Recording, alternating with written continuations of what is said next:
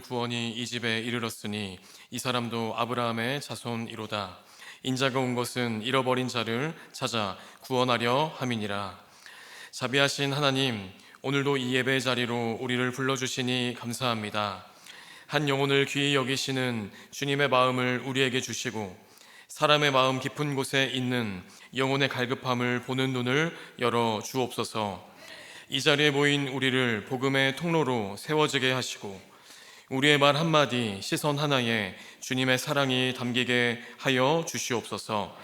예배하는 이 시간 분주했던 모든 마음들을 내려놓고 주님 앞에 겸손히 서게 하시며 우리를 사랑으로 부르시는 주님의 음성에 온전히 응답하는 예배가 되게 하옵소서. 예수 그리스도의 이름으로 기도드립니다. 아멘. 내 주님은 살아계셔 날 지켜주시니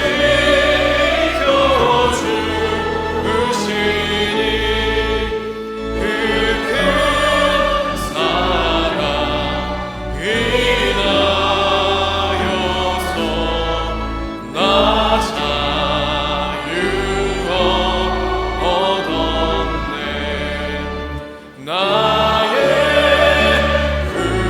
구원 되신 주님, 내 소망 되신 주, 항상 나와 함께 하셔 곧 다시 오시리. 나를 거룩하게 하려 주 나를 부르니 주의 은혜 내게 넘쳐 주 뜻을 이루리. 그새 믿음 나 가지고 주 말씀 따르며 주님 다시 강림할 때 날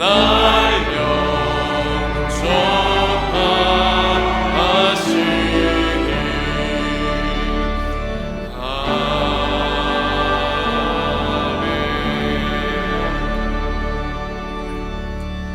나는 전능하신 아버지 하나님, 천지의 창조주를 믿습니다. 나는 그의 유일하신 아들 우리 주 예수 그리스도를 믿습니다. 그는 성령으로 잉태되어 동정녀 마리아에게서 나시고 본디오 빌라도에게 고난을 받아 십자가에 못 박혀 죽으시고 장사된 지 사흘 만에 죽은 자 가운데서 다시 살아나셨으며 하늘에 오르시어 전능하신 아버지 하나님 우편에 앉아 계시다가 거기로부터 살아있는 자와 죽은 자를 심판하러 오십니다. 나는 성령을 믿으며 거룩한 공교회와 성도의 교제와 죄를 용서받는 것과 몸의 부활과 영생을 믿습니다. 아멘. 주의 사랑으로 사랑합니다. 네, 축복합니다. 네, 서로 인사하시고 앉으시면 됩니다. 오늘은 특별히 우리가 기도하고 초대하신 분들이 교회에 많이 오셨습니다. 그래서 다 읽어드릴 수가 없네요. 보니까 거의 한 50분 정도 오셨는데 그 자리에서 한번 일어서 보세요. 오늘 오신 분들 그 자리에서 쭉 일어서 보세요. 여기도 저거죠. 안에도 계시고 이렇게 교회 방문해 주셔서 진심으로 감사드리고요. 또 하나님의 은혜와 축복이 늘 함께 하시길 바라겠습니다. 오늘 끝나고 나면 2층에 또 선물도 마련되어 있으니까 선물도 받으시고요. 또 1층 식당에서는 특별히 마련한 좌석이 있습니다. 그곳에 오셔서 같이 식사하시면 좋겠습니다. 오늘 처음 오신 분들 우리 박수로 맞이해 주시기 바랍니다. 고맙습니다. 수고하십니다. 잘하셨습니다. 네, 자리에 앉으세요. 고맙습니다. 그리고 새가족반 수료하신 분들 계시는데 그 대표로 김난화 성도, 이 사람은 본교회 새가족 모든 과정을 수료할게 이 증서를 수여합니다. 2020년 4월 26일 중앙교회 한기재 목사. 네, 축하드립니다. 네, 가시면 되겠고요. 그리고 어제 그 우리 가족장으로 또 우리 서광석 안수집사님 하늘나라 가셨는데 그 가족들이 나오셨습니다. 우리 서범석 안수집사님, 김혜경 집사님, 서진선 권사님, 김동수 안수집사님 나오셨어요. 가족들 한번 일어서 보세요. 네, 수고들 많이 하셨습니다. 우리 격려하는 의미로 박수를 한번 드리겠습니다. 힘내시라고. 힘내세요. 고맙습니다. 자리에 앉으세요. 돌아오는 토요일에는 월삭 5월 시작하는 예배 드릴 텐데 주제는 겸손한 삶이라는 주제로 본당에서 드리겠습니다. 그리고 5월 이제 진행되면 어버이날도 있고 또 어린이날도 있고 여러 가지 기념하는 날들이 있습니다. 교회에서 또 특별하게 준비한 것들 주어 잘 살펴보시고 참여하시면 되겠습니다. 고맙습니다.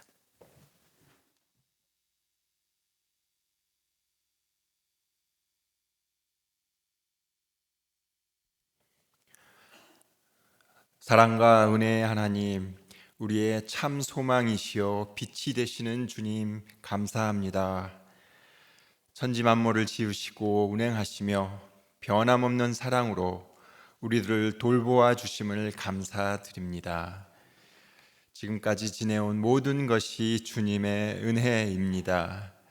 주 하나님의 한량없는 사랑과 은혜에 깊이 감사드립니다.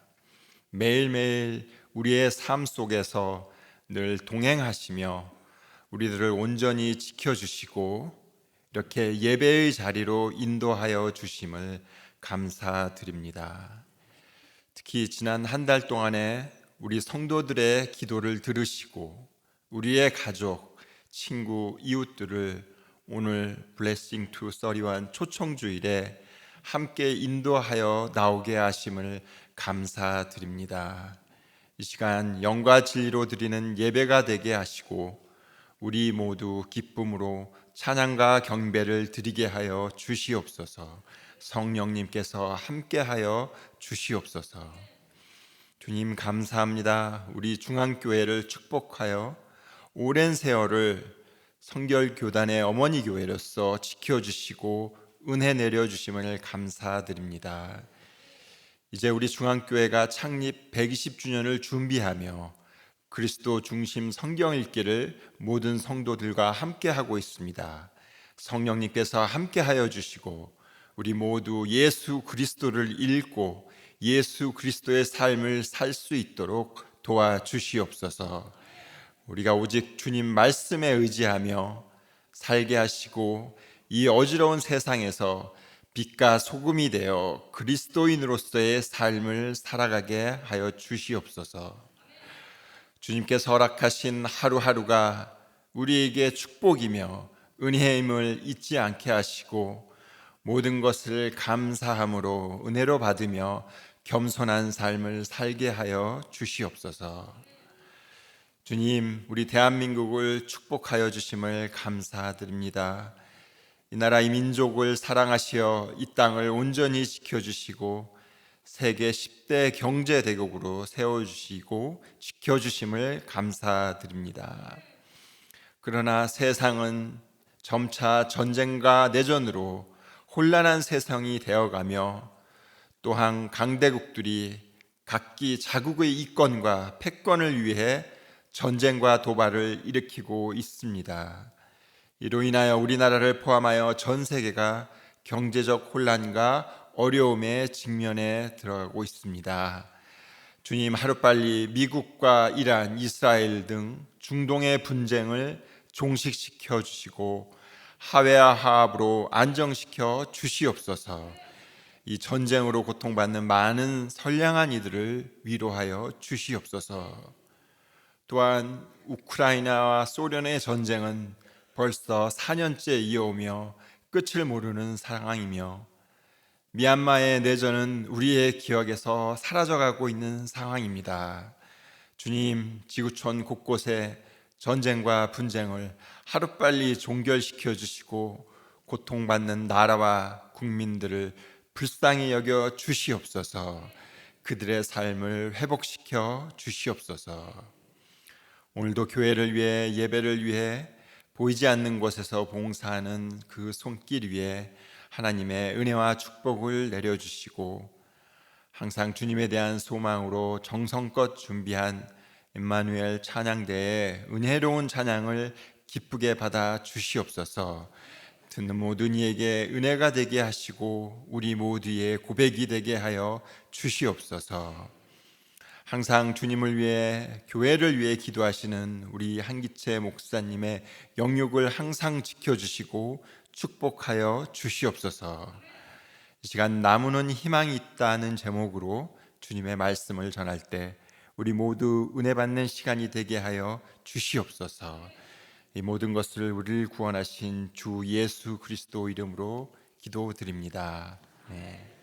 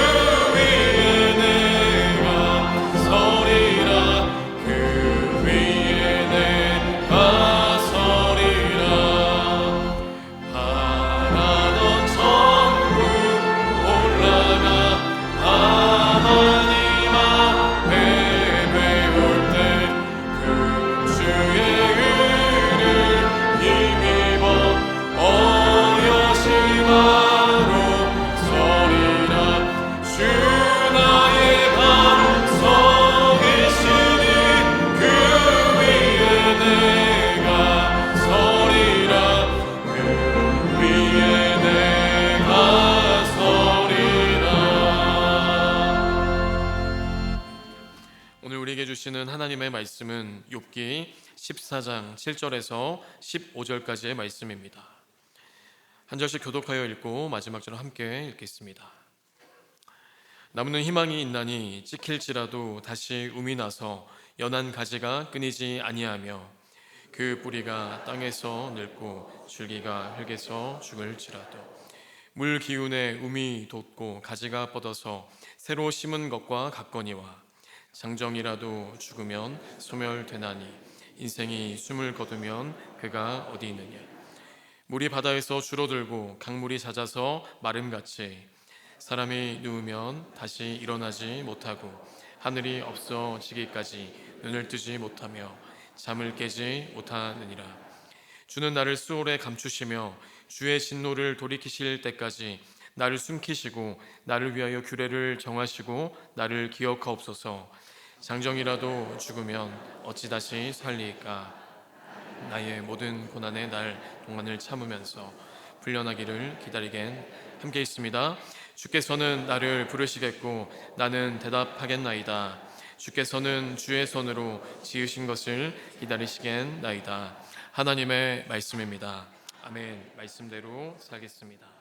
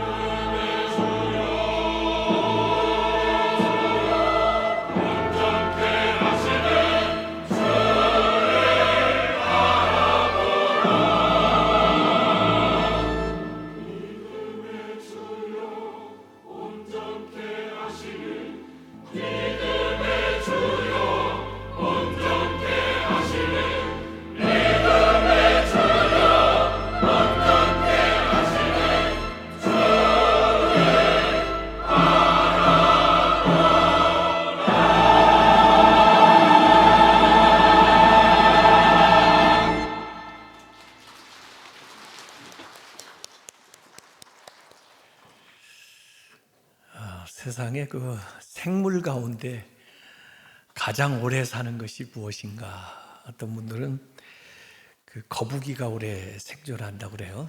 근데 그 세이셀에 있는 그 거대한 거북이는 190년 생존한다고 합니다. 근데 그 거북이보다 더 오래 사는 게 있습니다. 그린란드의 그 상어는 400년 내지 500년을 생존한다고 합니다. 근데 사실은 더 오래 사는 생물이 있습니다. 미국 캘리포니아 그 브리슬콘 소나무인데 그 소나무는 4,800년 지금 생존하고 있다고 합니다. 그래서 이 나무의 별명이 무두셀라 나무입니다. 성경에 969세 창세기에 산 무두셀라. 근데 이 나무보다 더 오래 사실 생존하는 나무가 있습니다. 스웨덴에 있는 가뭄비 나무인데 이름은 올드 티코. 그래서 조사해 보니까 9,500년 이상 살았다고 합니다. 그런데 나무가 젊어 보이죠? 왜냐하면 그 뿌리가 그렇게 오래됐고 그 뿌리에서 나온 이 나무인데 위에 나무가 쓰러져도 또 그 뿌리에서 다시 나무가 나오고 해서 그 동일한 나무, 그 나무에 이제 클론이라고 그러는데 9,500년을 살고 있다고 그럽니다. 예루살렘에 가면요, 겟세마네 동산이 있습니다. 예수님이 기도하신 그 감람산이죠. 근데 그 감람 나무가 이제 올리브 나무인데 2,000년 이상 된 올리브 나무가 거기 많이 있습니다. 그리고 여전히 잎이 푸르고 거기서 올리브 열매를 줍니다. 그래서 제가 거기 가서 그 올리브 나무들한테 물어봤습니다. 너희들 예수님 봤냐? 어떻게 생겼더냐? 물어봤는데 대답은 못 들었습니다. 걔들이 대답을 하는데 제가 못 들은 건지 대답을 안 하는 건지는 모르겠지만은 그렇게 오래된 나무들이 여전히 이 지구상에는 건재하고 있다는 거 아시면 되겠고, 그 페터 볼레벤이라는 사람이 나무를 돌보면서 관찰하면서 그 나무를 통해서 배우는 레슨, 나무 수업이라는 책을 써놨는데, 그 나무도 감정이 있고 또 감각이 있고 기억이 있다고, 그리고 숲 가운데서 서로 소통하면서 또 서로 도우면서 살고 있다고 그 책에서 얘기를 하고 있습니다. 이런 문장이 나옵니다. 우리는 가을에 낙엽이 지고 봄에 싹이 돋는 것이 너무나 자연스러운 현상이라고 생각한다. 하지만 조금 더 자세히 들여다보면 이 일은 엄청난 기적이 아닐 수가 없다. 그러자면 나무에게 꼭 필요한 것이 바로 시간 감각이다. 감각이 있다는 거예요, 시간에 대해서. 1월이나 2월에 갑자기 며칠 동안 날씨가 푸근한 날이 있죠. 그래도 너도 밤나무나 참나무는 싹을 틔우지 않는다. 아직 때가 아니라는 것을 나무들은 어떻게 아는 것일까? 잎을 떨어뜨리고 새로 피우는 일은 그 온도하고도 관련이 있지만은 낮의 길이에도 크게 좌우된다. 예를 들어 너도 밤나무는 최소 13시간 동안은 환해야 활동을 재개한다. 며칠의 따뜻한 날씨가 늦여름이 아니라 봄이라는 것을 나무는 어떻게 알까? 올바른 반응을 불러오는 것은 낮의 길이와 기온의 결합이다. 상승하는 온도는 봄이고 떨어지는 기온은 가을이다. 나무는 그것을 감지할 수 있다. 나무에게는 틀림없이 기억력이 있다. 이렇게 써놨습니다. 참 멋있는 문장입니다. 요새 우리 욥기 읽었는데요.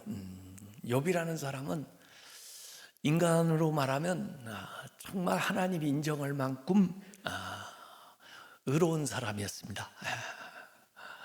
그리고 그러기 힘든데 그런 사람이 대단한 재력가였습니다. 부자였어요.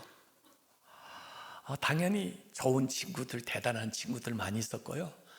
그리고 자녀들도 아주 번성해서 다복한 그런 가정을 꾸리고 있었습니다. 정말 남부를 데 없죠. 거기에다가 이 사람이 신앙생활도 잘했습니다. 그래서 심지어 하나님도 알아주지만 마귀도 인정할 만큼 그런 주목할 만한, 어떻게 보면 인간 가운데 모든 것을 갖춘 대표자라고 말할 수가 있습니다. 그런데 이 사람에게 어려움이 왔습니다. 많이 가지고 있었던 것을 하나씩 주변에 있는 것부터 사라지기 시작하는데 하루아침에 재산이 다 날아가고, 그리고 자녀들이 사고로 죽고, 자기 아내조차도 자기에게 하나님을 저주하고 죽으라고 떠나가고, 그리고 자기 건강조차 악화돼서 어떻게 표현할 수 없는 그 괴로움을 겪고 있는데, 그 평소에 잘 알고 지내던 절친한 친구들 3명이 위로차 와서 같이 울다가 결국에는 그 친구들조차도 욥을 비난하고, 너한테 무슨 죄가 있어서 그런 거 아니냐, 그걸 회개해야 된다 하고 참 가슴을 아프게 하는 그런 말들을, 독설을 쏟아 놓는 겁니다. 그래서 한 사람이 얘기하면 욥도 거기에서 대답을 하고, 또 한 사람이 얘기하면 거기에 또 대답을 하고, 또 한 사람이 얘기하면 대답을 하는데 이 말이 끝날 것 같지가 않아요. 그들이 말하는 건 지혜롭고 그들이 말하는 건 정말 신앙인들의 얘기 같은데, 그러나 이 욥은 너무나 억울하고, 또 욥은 정말 이해할 수 없는 일들이 일어난 겁니다. 그래서 오늘 욥기 14장을 읽었습니다마는 그 13장, 14장에는 욥이 탄식하는 이야기가 나옵니다. 자기의 신세를 탄식하는 거예요. 그러면서 욥은 친구들에게 위로받지 못하니까 세상 얘기 백날 나눠봐야 답이 없으니까 눈을 들어서 하나님을 향하고 기도하는 대목이 오늘 이 욥 14장에 나와 있습니다. 그래도 저는요, 욥에게서 소망을 보는 것은 그의 삶이 그냥 세상만 있지 않고 이 어려울 때 기도할 수 있다는 것, 눈을 들어서 하늘을 볼 수 있다는 것에 대해서 소망을 가집니다. 여러분은 어때요? 우리가 다 이 세상 모두 다 살아가는데 욥처럼 뭐 그렇게 소유할 수도 있고 그러지 못할 수도 있고, 어찌 보면 우리의 대표자인데, 만약에 우리가 세상에 있는 거, 욥이 가지고 있는 거 다 가지고 있다 할지라도 과연 우리가 그것만 가지고 온전할 수 있을까? 만약에 이 세상에서 그런 것이 떠난다면 우리는 어떻게 살 수 있을까? 이런 생각을 해봐야 됩니다. 그래서 오늘 특별히 교회 처음 오신 분들은 열심히 일상생활 잘 하셨겠지만은 그래도 이게 어려울 때 여러분이 찾을 수 있는, 여러분이 기도할 수 있는 대상이 있나 하는 것을 한번 생각해 볼 필요가 있어요. 이 수평만 가지고는 인생을 제대로 볼 수도 없고 제대로 살 수가 없어요. 위를 봐야, 수직이 있어야, 그 수평과 수직이 조화로워야 비로소 못 보던 것을 보게 되고 인생을 살아가게 되는데, 그래도 믿는 사람들은 기도할 수 있다는 거, 어려울 때 하나님을 찾을 수 있다는 거, 그것이 행복인 것을 믿으시길 바랍니다. 그래서 이 욥기 14장에는 이렇게 1, 2절에 시작합니다. 여인에게서 태어난 사람은, 누구나 다 여인에게, 엄마에게 태어났죠. 그러니까 예외 없이 인생은 생애가 짧고 100년도 사실은 짧은 거예요. 아까 그 나무에 비해 보세요. 그 상어에 비해 보세요. 생애가 짧고, 더구나 그 짧은 생애가 무엇이 가득 차 있어요? 걱정이 가득하며. 그리고 어느 때 기쁘고 잘된 일 있겠죠. 그것은 꽃과 같아서 잠깐 있다가 벚꽃처럼 떨어져요. 조화는 계속이지만 생화는 져요. 시들며 그림자같이, 해가 떠서 기울면 그림자같이 지나가며 머물지 않는다, 이렇게 얘기했어요. 인생의 허무함을 얘기하고 있어요. 아무리 부자라도, 아무리 대단하게 인생을 사신 분이라도 이 욥이 지내보니까 인생은 참 허무하다, 그렇게 얘기를 하는 겁니다. 태어날 때부터 사고와 질병과 또 가난과 고난과 시련이 계속해서 찾아옵니다. 진학을 하고 나면 취업을 해야 되고, 취업을 하고 나면 결혼을 해야 되고, 또 그러면 직장 생활을 하면서 또 가족을 부양을 해야 되고, 또 더 높은 지위를 추구하면서 살아가면서 사람들과 부대끼면서 외롭고 힘들고 고난 받는 인생을 살아가다가 그 다음에 늙고 병들고 죽어가는데, 요새는 죽어가는 과정도 너무 길어요. 어제도 제가 요양병원에 한 분 신방하고 왔는데 제 손을 꼭 붙잡고, 목사님 부탁이 하나 있어요. 그래서 무슨 부탁이세요? 그랬더니 빨리 가게 좀 기도해 주세요. 인생이 그래요. 시편 103편 15절에 인생은 그 날이 풀과 같으며 그 영화가 들의 꽃과 같도다. 허망하다는 거예요. 연약하다는 거예요. 더덥다는 거예요. 잠시 잠깐 건강하다가 잠시 잠깐 영화롭다가 사라진다는 거예요. 그래서 모세 120세를 사신 분인데, 그분이 시편 90편 9, 10절에 하나님 앞에 이렇게 기도했습니다. 우리의 모든 날이 주의 분노 중에 지나가며 우리의 평생이 순식간에 다하였나이다. 우리의 연수가 70이요 건강 연령이 80이라도 그 지나온 세월을 보면 수고와 슬픔뿐이요 살처럼 신속히 가니 우리가 날아가나이다. 인간의 한계를 보고 있어요. 모세도 보고 있고 여기 욥도 보고 있어요. 결국은 혼자 남는데 그 부인도 자기와 함께 할 수가 없어요. 그 가까운 친구도 자기의 마음을 나눌 수가 없어요. 그 재물이 자기를 지켜줄 수가 없어요. 그 자녀들이 자기와 늘 함께 할 수가 없어요. 자기가 누렸던 그 명예가 떠나요. 자기가 선하게 살았다는 것도 다 떠나요. 아니 심지어 자기가 열심히 신앙생활한 것조차도 인정받지 못해요. 그래서 친구들하고 대화하는데도 대화가 안 됩니다. 이 인생은 마치 찍힌 나무와 같습니다.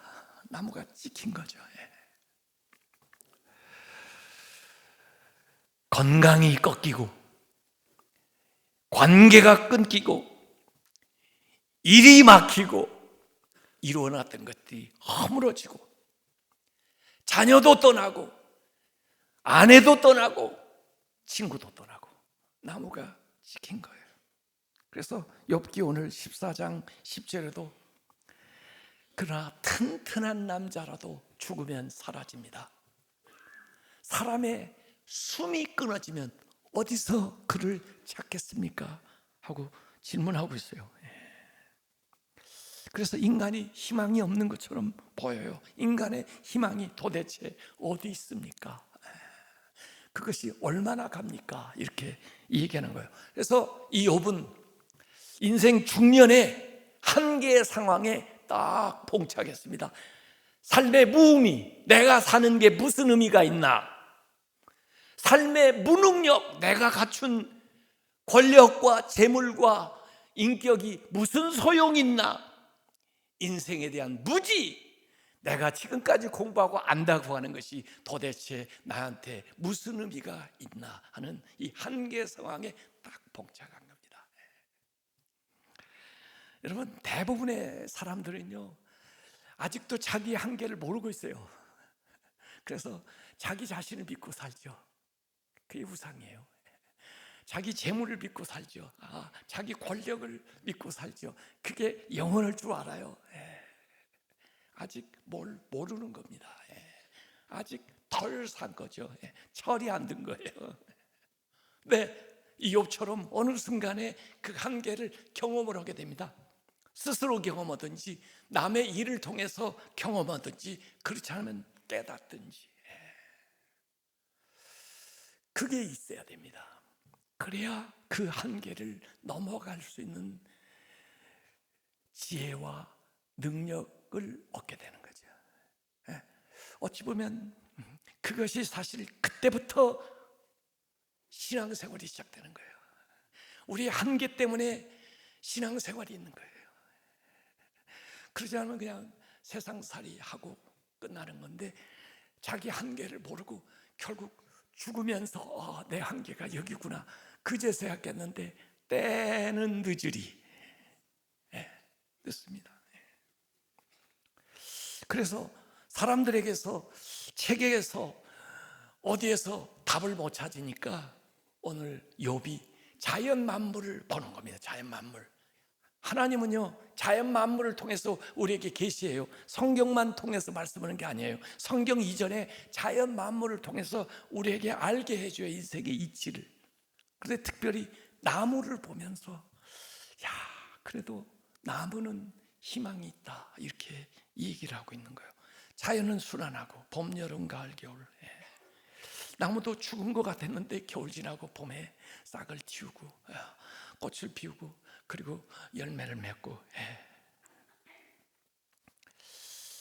그러나 인생은 수명이 정해져 가지고 욥기 14장 5절에 보니까 사람이 살 날의 수는 정해져 있습니다. 태어날 때부터 정해져 있어요. 다행히 여러분이 모르니까 지금 살고 있죠. 그 달수는 주님께 달려있습니다. 여러분에게 달려있으면 여러분이 연장할 수도 있고 줄일 수도 있겠지만 여러분에게 달려있지 않아요. 주님께 달려있습니다. 주님이 한도를 주셨어. 생명의 한도를 주셨어요. 사람마다 다 달라요. 말에 마치 모래시계 같아요. 위에 잔뜩 있다가 아래로 이 시간에도 흘러내리고 있는데 얼마 남았는지 각 사람마다 다 달라요. 한도를 주셔서 넘지 못하게 하셨다. 이렇게 얘기를 했습니다. 14장 12절에도 사람이 누우면 죽어 눕는 거죠. 다시 일어나지 못합니다. 죽어 눕는 것뿐만 아니라 여러분 연세 드신 분들은 넘어지는 거 조심해야 됩니다. 넘어지고 나서 부러지면 다시 일어나지 못합니다. 하늘이 없어지지 않는 한, 내가 죽으면 하늘이 없어지는 거죠. 하늘이 없어지지 않는 한 눈 뜨지 못하고 잠에서 깨어나지 못합니다. 인간의 수명의 한계에 대해서 얘기를 하고 있어요. 그런가 하면 인간의 의로움의 한계에 대해서 얘기해요. 아무리 선하고 착하게 잘 살았다 할지라도 사람들 앞에는 잘난 체 할 수 있을지 몰라도 하나님 앞에 서버리면 모든 것을 다 알고 계시고 모든 것을 심판하시는 하나님 앞에 서게 되면 내가 내세웠던 모든 것들이 다 빛을 잃어버리고 그 강한 빛 앞에 나의 허물만 드러나는 거죠. 이게. 그래서 욥기 14장 4절에도 누가 깨끗한 것을 더러운 가운데에서 낼 수가 있겠습니까? 하나도 없나이다. 내가 더러운 원죄의 삭해 세상에 살면서 어떻게 내 안에서 깨끗한 것이 계속해서 온전한 게 나올 수 있겠느냐? 하나도 없다. 의인은 없다. 이걸 알게 되는 거예요. 그래서 인간은 꺾인 나무와 같다. 그런데 자연을 보니까 나무는 희망이 있다. 그래서 욥기 14장 7절 9절에 얘기한 거예요. 나무는 희망이 있나니 찢길지라도, 우리처럼 찢길지라도 다시 움이 나서 연한 가지가 끊이지 아니하며 그 뿌리가 땅에서 늙고 몇백 년, 몇천 년이 돼도 줄기가 흙에서 죽을지라도 그 뿌리로부터 물 기운이 돌아 움이 돋고 가지가 뻗어서 새로 심은 것과 같이, 올드 티코 아까 보셨죠? 새로 난 나무 것처럼 그 몇천 년 지난 9,800년 지난 나무가 여전히 똑같은 정체성 DNA를 지니고 살아 있다는 거예요. 그래서 나무는 희망이 있다. 그래서 스피노자는 그런 얘기를 했는지 몰라요. 내일 세상에 종말이 온다 해도 나는 오늘 사과나무를 심겠다. 그래서 우리가 생명나무를 저기 산고밸리에다가 심어놓은 거죠. 우리가 가도 그 나무는 남아있을 겁니다. 이 나무의 소망은 어디 있냐? 그 나무의 희망은 뿌리에 있는 것입니다. 보이는 것에 있는 게 아니에요. 보이지 않는 뿌리에 있습니다. 제가 일산에서 산 적이 있습니다. 제가 미국에서 들어와가지고 처음 사골세빵을 얻고 나간 게 이 일산 신도시 만들어질 때입니다. 거기서 그래도 서울신학대학교 강야로 좀 가까워서 그래서 신도시 만들어지는데 도로 가에 가로수를 멋있는 나무, 비싼 나무들을 쫙 조경을 하는데 오늘날 텔레비전에 보니까 뉴스가 나와요.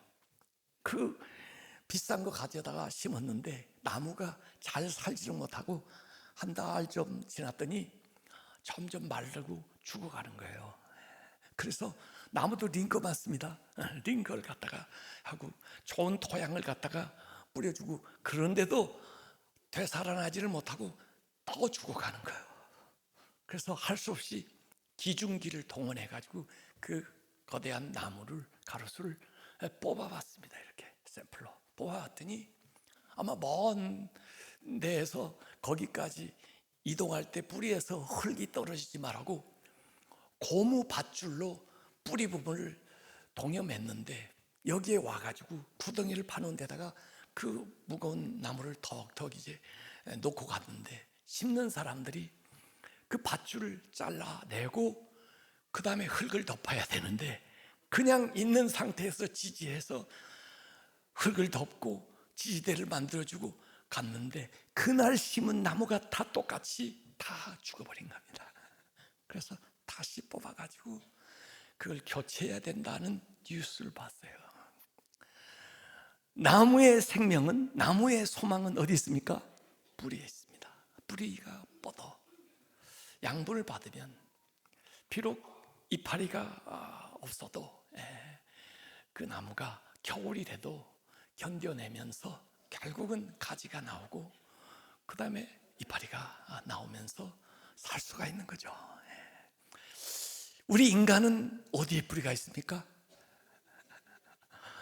발에 뿌리가 있습니까? 우리 인간은요 여기 잔뿌리가 여기 많이 있습니다. 없는 사람도 있지만은 저처럼 이렇게 변색한 사람도 있지만 그래도 우리 인간은 머리에, 우리 인간은 하늘에 뿌리를 두고 사는 거예요. 하나님께 뿌리를 두고 사는 거예요. 하나님 나라에 뿌리를 두고 사는 거예요. 거기로부터 양분을 받아서 우리가 인생을 살아갑니다.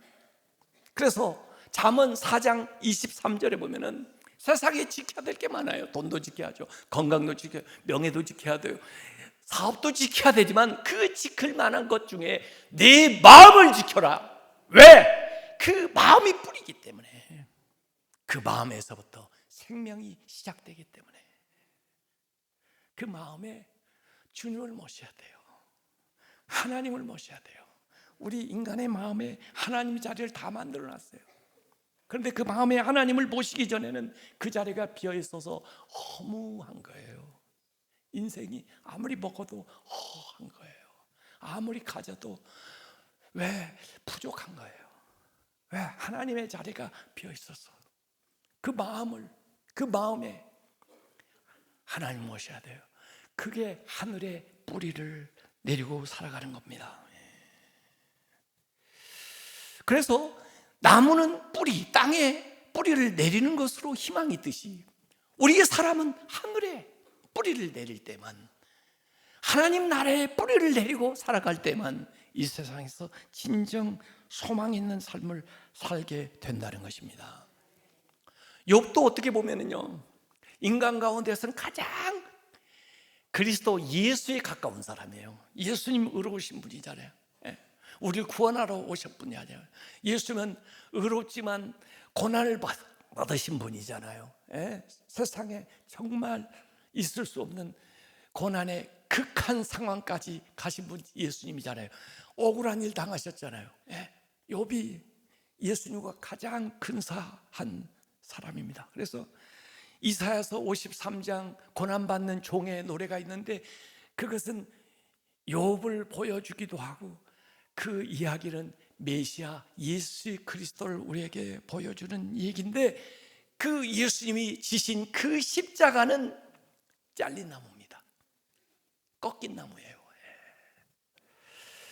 그런데 그 꺾인 나무에서 다시 움이 돋아나는 것이 부활입니다. 부활. 그 부활은 하나님에게 하늘나라에 뿌리를 두고 있기 때문에 그 꺾인 것으로 끝나지 않고 다시 부활하게 되는 거예요. 그래서 욥은 질문하는 거예요. 오늘 본문에도 14절에 사람이 죽으면 다시 살 수 있겠습니까? 이렇게 얘기하는 거예요. 그래서 움이 트는 조건, 나무는 뿌리를 땅에 잘 내리고 있어야 다시 움이 트는 것처럼 우리는 하나님께 뿌리를 내리고 있어야 된다는 거예요. 이게 욥의 부활신앙인데, 이미 욥기에 부활신앙에 대해서 나옵니다. 욥기 17장 14절에서 16절에 고백하는 거예요. 무덤에게 우리가 묻혔을 때 생각해보세요. 너는 내 아버지라, 부더기에게 나를 먹으러 오는데 너는 내 어머니라, 내 자매라 할지라도 나의 희망이 어디 있으며 나의 희망을 누가 보겠느냐. 우리가 흙 속에서 쉴 때 안식하는 거예요. 흙 속에서 희망이, 그것이 전부라면 스올의 물으로 죽음으로 내려갈 뿐이니라, 이렇게 얘기했는데, 저 다 잘렸습니다. 저 이제 끝났습니다.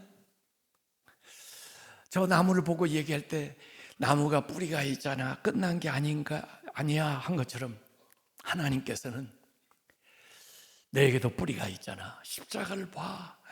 예수님 부활하셨잖아. 너희들 다시 살 수 있어. 그렇게 얘기를 하는 거예요. 여러분, 이 세상 일만 가지고는 이 희망을 우리가 볼 수 없고, 이 죽음 너머까지 가야 오늘이 보입니다. 이게. 그래서 기독교의 복음은 죽음으로 끝나지 않고, 세상은 죽음 다음에 피리어드, 마침표를 찍어놨는데, 성경은 죽음 다음에 그 마침표를 쉼표로 꼬리를 붙이고, 그 다음에 안식한 다음에, 그 다음에 부활로 계속되도록 만들어 놓은 거예요. 그리고 그 부활에서 오늘의 삶을 볼 수 있게 해주는 거예요. 그러면 사실은 권선징악 그 메시지 그대로, 이 세상에서는 그걸 그대로 경험할 수 없지만 부활까지 내다보면 이 세상의 모든 것은 권선징악입니다. 선한 사람 잘 되고 악한 사람 벌 받는 겁니다. 하나님 믿는 사람 잘 되고 그렇지 않은 사람 영벌에 처하는 겁니다.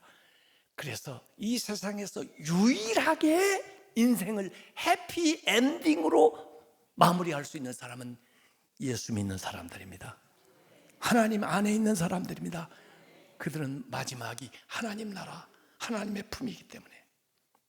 그래서 이 세상에서 노력하고 의롭고 잘 살았음에도 불구하고 이 세상에서 거기에 대한 보답을 받지 못했다 할지라도 죽음이 끝이 아니고 부활하고 영원한 삶을 영위하는 것을 통해서 오늘 본다면 우리에게는 희망이 있는 것입니다. 그래서 욥은 고백하는 거예요. 그 고난 속에서 I know, 내가 압니다. 나의 구속자가 살아계신 나를 압니다. 그래서 욥기 19장 25절 29절에 여기 부활신앙이 고백되어 있어요. I know, 내가 알기에는 My Redeemer, 내 구속자, 고엘, 히브리어는 고엘이 뭐예요? 대속자는 값을 대신 지불해 주는 거예요. 빚졌는데 대신 갚아주는 거예요.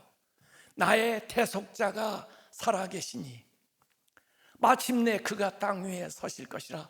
내 가죽이 벗김을 당한 뒤에도 내 육체 밖에서 하나님을 보리라. 우리 육체 안에 있을 때는 하나님이 안 보여요. 그런데 우리가 누워서 우리의 육체와 우리의 영혼이 이탈됐을 때, 내가 세상을 떠났을 때, 그때 바로 위에서 내가 평생을 머물던 내 육체를 봐요. 또 우리 가족들도 보겠죠. 그것만 보는 게 아니라 하나님을 보게 돼. 이전에는 하나님을 못 봤는데 하나님을 보게 돼. 우리의 영혼이 하나님을 보게 돼요. 내가 그를 본다, 하나님을 보는데 내 눈으로 그를 보길 계속 보는데 낯선 사람처럼 하지 않을 것이다. 처음 뵙는데요, 누구세요? 이러지 않고 익숙하게 봐왔던 아는 분을 그냥 저절로 알게 된다는 거예요. 죽어서야 하나님을 처음 보는 사람들은 골로 갑니다. 그러나 죽었는데 하나님을 낯설게 뵙지 않는 사람들은 다 그 하나님의 품에 안기는 거죠. 그러기를 내 마음이 초조하구나, 이렇게 욥은 고백하고 있는 겁니다. 이게 사람은 죽어도 다시 살 수 있습니다. 죽었을 때 오늘 성경에도 하나님이 내 이름을 불러주십니다. 욥기 14장 15절에 주님이 불러주시면 바로 제가 주님께 대답하겠습니다. 나팔 불 때 내 이름 한기채, 예, 저 왔습니다. 유정열, 예, 왔습니다. 이렇게 답이에요. 양명원, 그러면 예, 저 여기 와 있습니다. 주님이 저를 불러주시면 바로 제가 주님께 대답하겠습니다. 그것이 우리의 소망이죠. 여러분, 우리의 인생은 금요일로 끝나지 않습니다. 금요일이 예수님 십자가를 못 박혀 돌아가신 날인데 죽음이죠. 근데 그 죽음 너머에 안식이 있습니다. 토요일. 근데 그것은 안식이고 그 안식에서 주일로, 부활로 넘어가는 거예요. 우리는 아직 죽지도 못했어요. 그러니까 죽으면 안식합니다. 그러고는 부활. 그것이 우리의 소망이죠. 우리 인생 누구나 다 예외 없이 두 가지 문제가 있습니다. 우리 인간의 힘으로, 아무리 과학으로도, 세상의 권력으로도, 재물로 해결할 수 있는 두 가지 문제가 있습니다. 하나는 죄의 문제입니다. 우리가 아무리 열심히 노력해도 죄의 문제에서 벗어날 수가 없습니다. 죄의 책임에서 벗어날 수가 없습니다. 비록 사람의 눈을 속일 수 있을지 몰라도 불꽃 같은 눈으로 감찰하신 하나님 앞에 내가 죄 없다고 얘기할 수가 없습니다. 죄의 문제. 오늘부터 죄를 안 지겠다고 해도 과거의 문제를 해결할 수 없고, 오늘부터 결심해도 앞으로 죄를 안 진다는 보장이 없습니다. 인간은 죄의 문제를 해결할 수가 없습니다. 두 번째, 인간은 죽음의 문제를 해결할 수가 없습니다. 아무리 과학기술이 의학이 발달해도 죽음의 문제를 해결할 수가 없습니다. 누구나 다 죽습니다. 연장을 할 수는 있어도 누구나 다 죽는다는 것은 이미 우리가 다 알고 있는 진리입니다. 어떤 것으로도 안 됩니다. 누구도 이해가 없습니다. 그런데 하나님만이 이 두 문제를 해결하십니다. 우리의 죄의 문제는 예수 그리스도를 통해서 해결하십니다. 그 예수 그리스도를 통해서 해결한 것이 십자가입니다. 죄 없으신 예수님께서 내 죄를 대속해 주기 위해서 십자가에서 못 박혀 죽으셨습니다. 내 죄가 용서받는 유일한 길은 주님 앞에 나와서 회개하는 것입니다. 회개할 때 내 죄는 예수님에게 전가되고 예수님의 그 의로움은 나에게 전가돼서 내가 죄 있는 사람이었지만 의롭다함을 받아 그 죄에서 벗어나게 되는 것입니다. 그것이 십자가입니다. 그것이 은혜입니다. 우리가 해결할 수 없었던 두 번째 이 죽음의 문제는 예수님께서 부활하심으로 해결하셨습니다. 예수님께서 부활하심으로 부활의 첫 열매가 되셨습니다. 예수님의 부활을 믿는 사람은 두 번째 열매, 세 번째 열매, 100번째 열매, 1000번째 열매, 100,000번째 열매로 나타나게 될 것입니다. 이것밖에는 죽음을 이길 수 있는 방법이 세상에 없는 것입니다.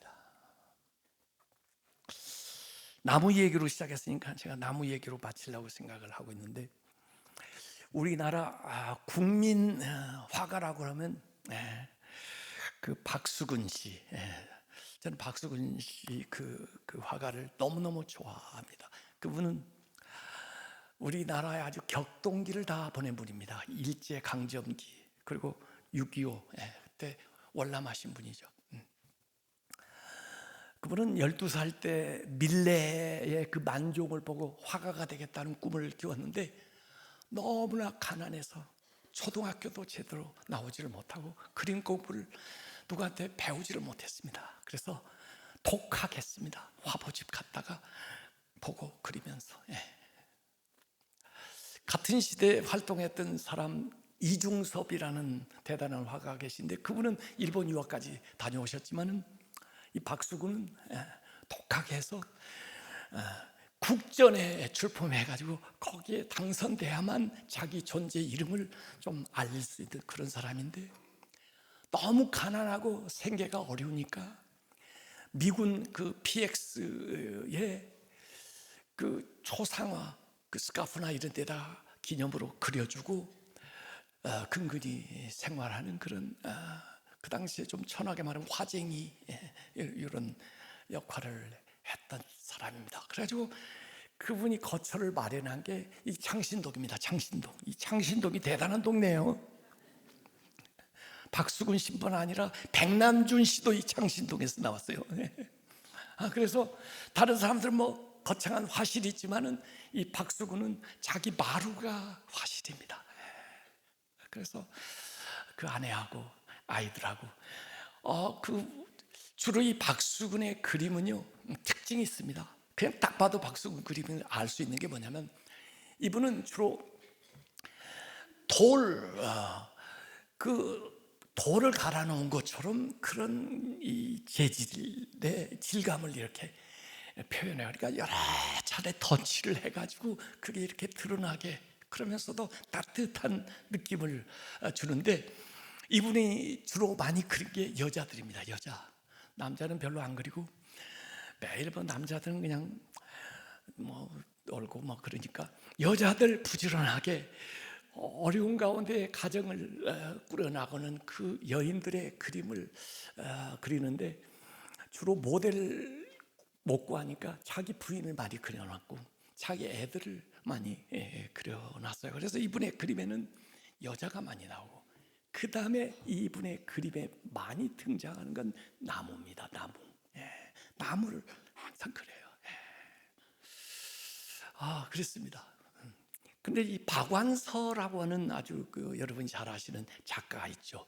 이분도 원래 이 전쟁통에 서울대학 입학만 하고 한 1년 다니다가 결국 그 오빠도 죽고 아버지도 돌아가신 바람에 이제 자기가 돈을 벌어야 되는 형편이 돼가지고 취직을 한 게 그 신세계백화점 옛날 거기가 미군 PX 자리였다는데 거기에 아마 취직을 해가지고 초상화 부담당 일을 했답니다. 그래서 박수근 화백을 알게 된 거죠.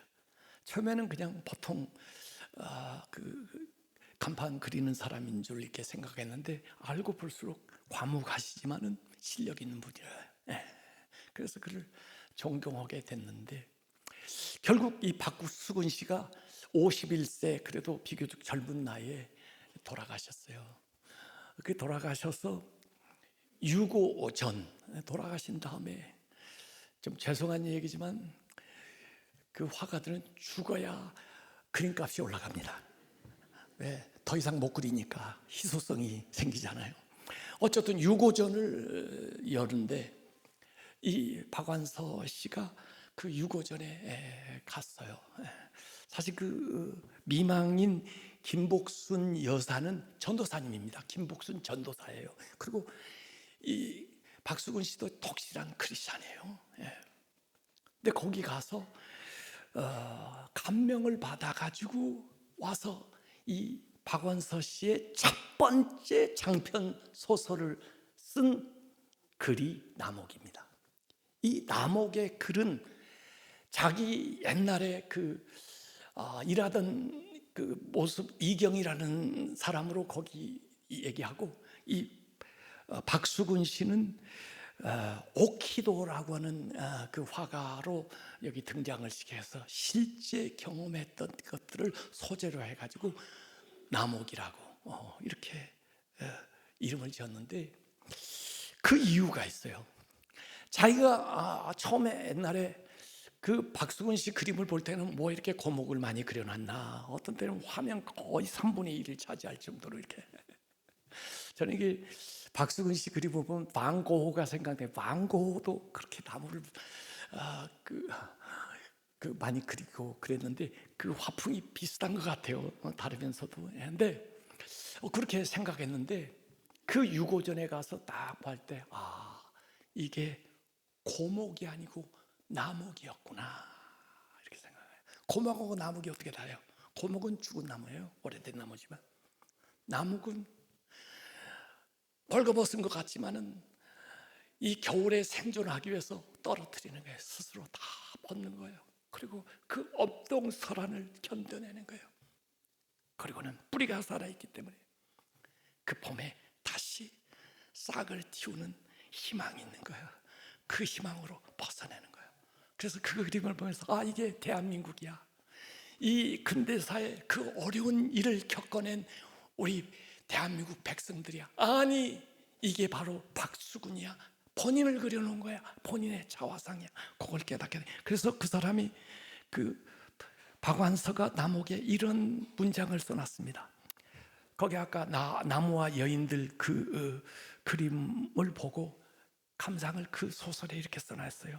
나무 옆을 두 여인이, 아이를 업은 한 여인은 서성대고 짐을 인 한 여인은 총총히 지나가고 있다. 때가 지난 날 어두운 지하 단칸방에서 본 고목, 그러나 지금의 나에게 웬일인지 고목이 아니라 나목이었다. 그것은 비슷하면서도 아주 달랐다. 나목에게 아직 멀지만 봄의 믿음이 있다. 봄의 믿음, 나목을 저리도 의연하게 하는 것이 바로 봄의 믿음이었다. 봄에 대한 소망이 있기 때문에 같이 볼 때는, 겉으로 볼 때는 고목이나 나목이나 다를 바 없지만, 그러나 나목은 봄이 오면 다시 피우리라, 다시 부활하리라, 다시 새롭게 살리라, 그 소망이 있기 때문에 의연하고 견뎌내는 대한민국의 정신, 그 박수근이다. 그 얘기죠. 안타깝게도요, 그 당시에는 너무 사람들이 어렵게 살아서 그 그림이 별로 인기가 없어요. 에이, 집에 가면 늘 보는 거, 주변에서 다 보는 거. 그런데 외국 사람들이요, 미군들이 와, 내가 한국 왔다 갔던 거 다른 사람한테 한국 뭐 보여주려면 요 그림 하나 사가면 좋겠다 기념품으로 사갔는데 싸게 사가지고 지금 몇십억씩, 한국에서 제일 비싼 그림이 박수근 화백의 그림입니다. 본인은 그렇게 잘 살지를 못했지만 이 작품으로 다시 부활해서 다른 사람들 부욕해 하고 또 우리에게 교훈을 주는 거죠. 그분은 작품으로 부활했지만 우리 인생은 부활하게 되어 있습니다. 우리 인생이 나무만 못하겠어요? 하나님이 만물의 영장인 인간을 나무보다 못하게 만들어 놓겠어요? 우리는 부활하게 되어 있습니다. 이 세상만 산다면 욥같이 억울한 사람이 없어요. 이 세상이 정부라면 예수님처럼 불쌍한 분이 없어요. 그러나 부활이 있기 때문에 우리의 삶의 지평이 저 하나님 나라까지 확장되어 있기 때문에 그곳으로부터 이곳을 보면 세상에서 엄청나게 고생하고 고난받은 사람이다 할지라도 그 인생은 희망이 있습니다. 부활이 있기 때문입니다. 이 세상만 살아가지 말고 눈을 들어 하나님을 보고 하나님께 기도하고 그 영원한 힘을 빌어다가 이 세상을 변화시키고 새롭게 살아가는 성도들 되시기를 주님의 이름으로 축원합니다. 기도하겠습니다. 오늘 교회 처음 오신 분들 너무 잘하셨어요. 여러분들이 참 훌륭합니다. 약속하고 약속을 지키셨어요. 사실 오늘 100여 명 오시기로 했는데 다 못 오셨지만 여러분은 정말 사람과의 약속도 지키셨는데 하나님 우리에게 언약한 게 있습니다. 나를 믿는 자는 죽어도 살겠고 살아서 믿는 자는 영원히 죽지 않는다, 이렇게 약속하셨습니다. 성경이 우리에게 주시는 하나님의 약속입니다. 이 약속을 우리가 다 알지 못해도 한 가지 분명한 것은 오늘 내가 하나님 마음에 영접하면은 그때부터 하나님의 자녀가 되는 것입니다. 그때부터 하나님 우리의 인생을 인도하시는 것입니다. 여러분, 지식이 없어도 괜찮아요. 오늘 이곳에 나오신 것만 해도 잘하신 겁니다. 제가 여러분에게 묻겠습니다. 오늘 오신 분들에게 묻겠습니다. 내 마음을 열겠습니다. 그리고 그 하나님의 자리가 있다는데 내 마음에 하나님을 모시겠습니다. 하나님, 그 자리에 오셔서 저를 다스려 주시고 저를 인도해 주세요. 내가 하나님 모시고 살겠습니다. 그렇게 생각하시는 분들 눈 감은 가운데 손만 한번 들어보세요. 손만 들어보세요. 감사합니다. 그래요. 손만 들어도 하나님이 다 아십니다. 내 마음을 열고 내 마음에 하나님의 자리에다가 하나님을 제대로 모시겠습니다. 감사합니다. 자, 그 손을 가슴에다 얹으세요. 제가 위에서 기도해 드리겠습니다. 하나님, 주님의 그 마음의 자리에 주님을 모시겠다고 이렇게 다짐하면서 가슴에 손을 얹은 사람들을 주님께서 보시고 그 이름을 기억하여 주시옵소서. 그래서 주님의 것을 찾으실 때, 이름 부를 때, 아멘, 하나님 제가 여기 왔습니다. 하나님 앞에 나아가는 귀한 분들 되게 역사하여 주옵소서. 이 세상 살다 이렇게 죽으면 얼마나 억울합니까? 애썼는데, 착하게 살려고 노력했는데, 최선을 다했음에도 불구하고 이 세상에서 받는 이것이 전부란 말입니까? 이럴 수는 없습니다. 하나님께서 우리를 인도하시고 비록 이 세상에서 받지 못한 것을 하나님 나라에서라도 받을 수 있도록 인도하시고 이 모든 일 때문에 오히려 하나님 붙들고 믿음 생활하면서 살아갈 수 있도록 인도하여 주시옵소서. 예수님의 이름으로 기도하옵나이다. 아멘.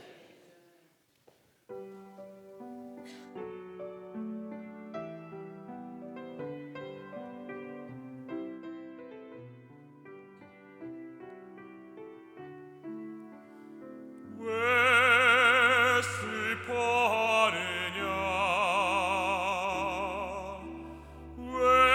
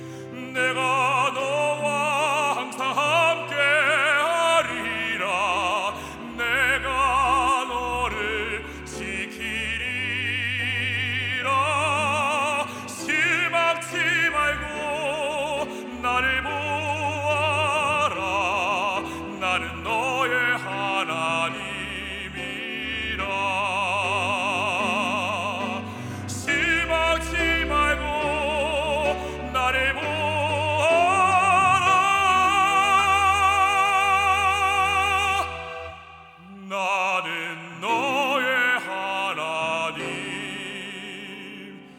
이라.